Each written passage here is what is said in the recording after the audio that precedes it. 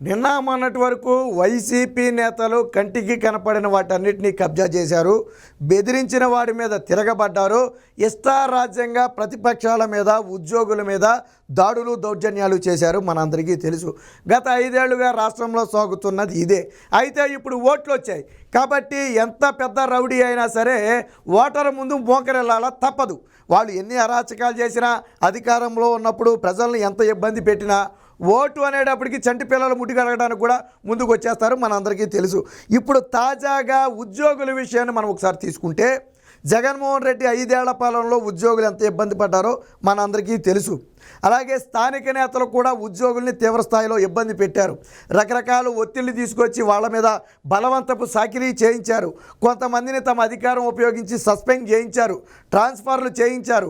ఇలా రకరకాలుగా స్థానికంగా వేధింపులు అనేవి జరిగాయి. అది రెవెన్యూ డిపార్ట్మెంటా, పోలీస్ డిపార్ట్మెంటా, లేకపోతే హెల్త్ డిపార్ట్మెంటా అని తేడా లేకుండా అన్ని విభాగాల్లోనూ ఇది జరిగాయి. ఒక టీచర్ విభాగం మాత్రం స్థానిక నేతల కంటే కూడా జగన్మోహన్ రెడ్డి చర్యల వల్ల ఎక్కువగా నష్టపోయారు. మనందరికీ తెలుసు. మరి ఇప్పుడు పోస్టల్ బ్యాలెట్ ఓటింగ్ వచ్చింది, మనందరికీ తెలుసు. నిన్నగాక మొన్న మనం చూసాం, ఎవరో మంత్రి కొట్టు సత్యనారాయణ మొన్న ఏదో పోస్టల్ బ్యాలెట్ ఓట్ల దగ్గరికి వెళ్ళి అది ఉద్యోగులను బెదిరించే ప్రయత్నం చేస్తే, ఇక నీ బెదిరింపులు ఎవడికో భయపడేవాళ్ళు లేడు, వెళ్ళమని చెప్పి తన్ని తరిమేసిన పరిస్థితి మనం చూసాం. ఇప్పుడు దీనికి రివర్సు ఇక్కడేంటో చూడండి. ఇప్పుడు ఓట్ల కోసం, పోస్టల్ బ్యాలెట్ ఓట్ల కోసం లోనికి వెళ్ళే ఎవరైతే ఉద్యోగులు ఉంటారో, వాళ్ళు ఏ ఉద్యోగమైనా కానివ్వండి, ఎవరైతే ఉంటారో వాళ్ళ కాళ్ళ మీద పడి కాళ్ళకి నమస్కారం చేసి మాకు ఓట్లేమని అడుక్కునే స్థాయికి వైసీపీ దిగజారిపోయింది.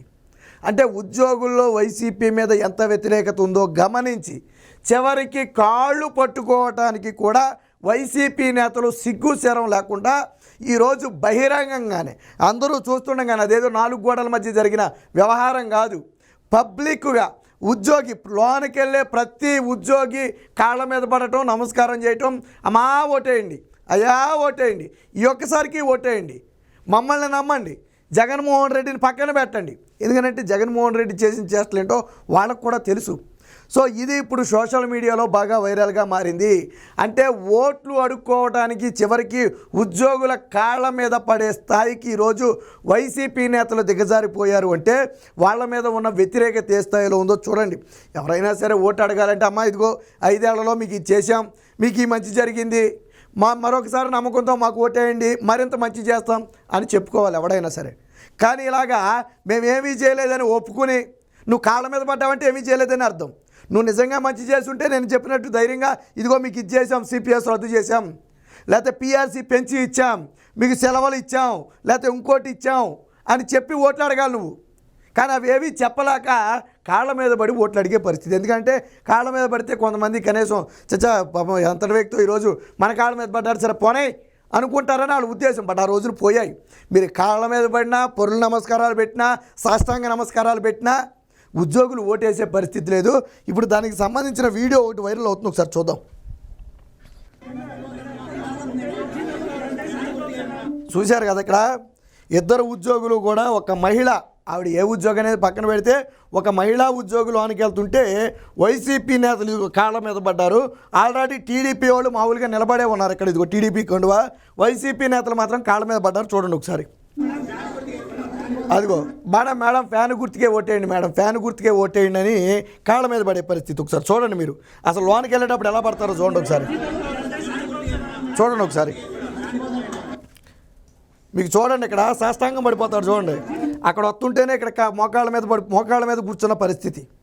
అంటే వైసీపీ నేతల దీనస్థితి మొత్తం ఇక్కడ చేతిలోంచి వేసాడు, ఇక్కడ చేతిలోంచి వేసాడు, ఇవి ఇక్కడ కాళ్ళ మీద పట్టడానికి వచ్చేసాడు. మొత్తం కలిసి ఎలా ముగిపోతారో చూడండి ఒకసారి. అదిగో, అంటే వైసీపీ ఏ స్థాయిలో దిగజారిపోయిందో, ఫ్యాన్ గుర్తుకే ఓటేయండి, ఫ్యాన్ గుర్తుకే ఓటేయండి అని చెప్పి కాళ్ళ మీద పడి అడుక్కునే స్థాయికి ఈరోజు వైసీపీ పార్టీ నిలబడింది. కానీ వైసీపీ పార్టీ గుర్తుపెట్టుకోవాల్సింది, అదే ఉద్యోగుల్ని బ్రాందీ షాపుల దగ్గర కాపలా పెట్టి, ముఖ్యంగా ఉపాధ్యాయుల్ని కాపలా పెట్టి అత్యంత దారుణంగా అవమానించారు. అదే ఉపాధ్యాయుల్ని మరుగుదొడ్ల నిర్వహణ బాధ్యత అప్పగించి ఘోరంగా అవమానించారు. అదే ఉపాధ్యాయుల చేత రికార్డులని, లేకపోతే అటెండెన్స్ అని, రోజుకు 3 సార్లు అటెండెన్స్ అని రకరకాల ఆంక్షలు పెట్టి వారిని వేధించే ప్రయత్నం చేశారు. ఇలా ఒకటి కాదు రెండు కాదు అనేక రకాలుగా ఉద్యోగుల్ని ఈ జగన్మోహన్ రెడ్డి ప్రభుత్వం వేధించింది. పోనీ వారికి ఇచ్చిన హామీలు ఏమైనా నెరవేర్చుండుంటే నువ్వు వేధించినా బాగానే ఉండేది. సిపిఎస్ వారంలో రద్దు అన్నావు, తర్వాత తూచి నాకు తెలియదు అన్నావు, తర్వాత ఉద్యోగులకి ఫ్రెండ్లీ నేచర్ నేను కలిగిస్తానన్నావు. వచ్చిన తర్వాత ఆ రోజు ధర్నాకి దిగిన ఉద్యోగుల మీద లాఠీ చార్జ్ చేయించడమే కాకుండా అక్రమ కేసులు బనాయించినటువంటి ప్రభుత్వం ఈ వైఎస్ఆర్సీపీ ప్రభుత్వం. ఆ రోజు గౌతమ్ సవాంగ్ని ఎందుకు మార్చాడు? ఉద్యోగులు ఉవ్వెత్తిని ఎగసిపడి ఆ రోజు విజయవాడ చలో విజయవాడ కార్యక్రమాన్ని సక్సెస్ చేయటంతో జగన్మోహన్ రెడ్డి ఉలిక్కి పడ్డారు. వాస్తవానికి జగన్మోహన్ రెడ్డి పతనానికి పునాదులు ఎప్పుడు పడ్డాయి అంటే ఉద్యోగులు చలో విజయవాడ కార్యక్రమానికి పిలుపునిచ్చినప్పుడే జగన్మోహన్ రెడ్డి పతనానికి నిజమైన పునాదులు పడ్డాయి. ఆ రోజు నుంచి ఈ రోజుకి అది పెద్దదయ్యింది తప్ప ఎక్కడా కూడా తగ్గలేదు. ఆ రోజు గౌతమ్ సవాంగ్ని మార్చింది. అందుకే ఉద్యోగుల ఉద్యమాన్ని అడ్డుకోలేకపోయాడనే గౌతమ్ సవాంగ్ని వెంటనే మార్చేయడం జరిగింది. సో ఆ రకంగా వేధించిన జగన్మోహన్ రెడ్డి ఈరోజు వైసీపీ నేతల దీనస్థితి చూసారా? మేడం మా వైసీపీకి ఓటేయండి, ఫ్యాన్ గుర్తుకు ఓటేయండి అని చెప్పి మనం చూసింది ఒక్కళ్ళనే, కానీ వెళ్ళేవాళ్ళు వచ్చేవాళ్ళు అని తేడా లేకుండా, చిన్నోళ్ళు పెద్దోళ్ళు అని తేడా లేకుండా, ఆ ఉద్యోగి ఈ ఉద్యోగి అని తేడా లేకుండా ఎవరైతే లోనికి వెళుతున్నారో ఓటేయడానికి పోస్టల్ బ్యాలెట్ వాళ్ళందరి మీద కాళ్ళ మీద పడా ఫ్యాన్ కోటేయమని అడగటం, వాళ్ళందరూ కాళ్ళ మీద పట్టడం ఫ్యాన్ కోటేయమని అడగటం. అంటే చేసింది చెప్పుకోలేక చివరికి కాళ్ళ మీద పడి ఓట్లు అడిగే పరిస్థితి. రేపు మీ ఇళ్ళకు వచ్చినా చేసేది అదే. పొర్లు దండాలు పెడతారు, వంగి వంగి నమస్కారాలు పెడతారు, ఏమీ చేయకపోయినా అన్నీ చేశామని చెప్తారు.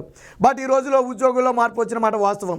మీరు ఎన్ని చేసినా వాళ్ళు చదువుకున్న వాళ్ళు 5 ఏళ్ల పాటు వాళ్ళని ఏ స్థాయిలో వేధించారో వాళ్ళకి అర్థమయ్యింది.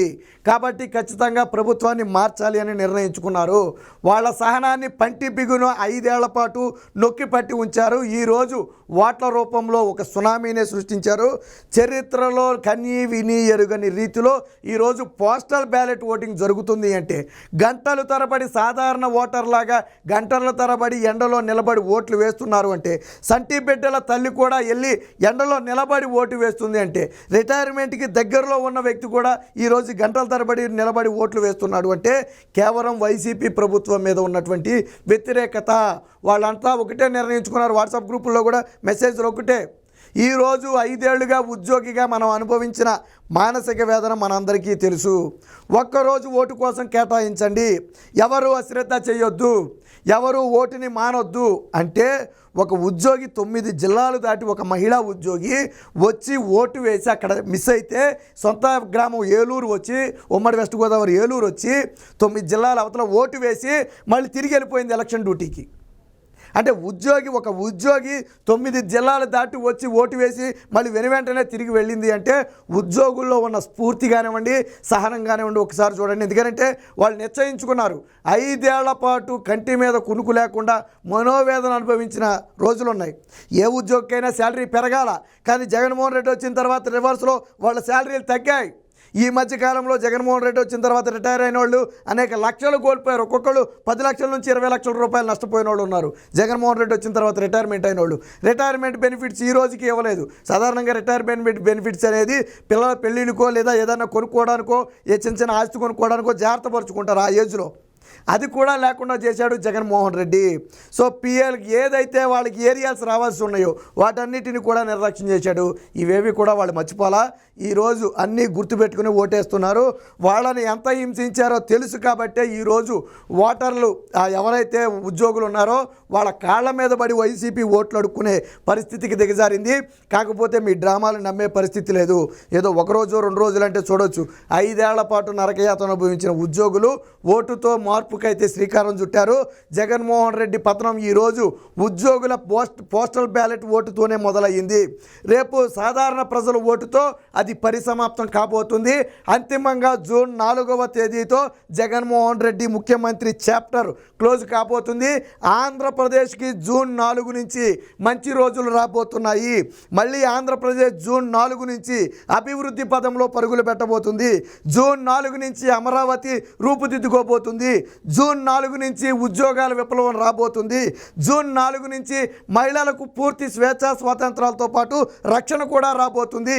జూన్ 4 నుంచి ఆంధ్రప్రదేశ్ దేశంలోనే అత్యున్నత రాష్ట్రాల్లో ఒకటిగా వెలుగొందడానికి సిద్ధమవుతుంది. దీనికి ఎన్డీఏ ప్రభుత్వం కూడా పూర్తి సహాయ సహకారాలు అందిస్తామని ఇప్పటికే నరేంద్ర మోదీ కూడా స్పష్టంగా చెప్పిన నేపథ్యంలో ప్రజలు ఆలోచించి ఓటు వేయండి. ఈరోజు ఓటు అనే ఒక ఆయుధం ద్వారానే రేపటి మీ భవిష్యత్తును నిర్మించుకోవచ్చు. కాబట్టి ఈరోజు వైసీపీ నేతలు కాళ్ళ మీద పడ్డారు అంటే వాళ్ళ దీనస్థితి ఏంటో అర్థం చేసుకోవచ్చు. ఈరోజు కాళ్ళ మీద పడతాడు, రేపు అదే కాళ్ళు తీసేస్తాడు. కాబట్టి ఇలాంటి వ్యక్తులను ఎట్టి పరిస్థితుల్లో నమ్మే పరిస్థితి లేదు. మొత్తంగా ఇప్పుడు సోషల్ మీడియాలో ఎవరైతే ఉద్యోగుల కాళ్ళ మీద పడి ఓట్లు అడిగారో ఇదైతే పూర్తి స్థాయిలో వైరల్గా మారింది.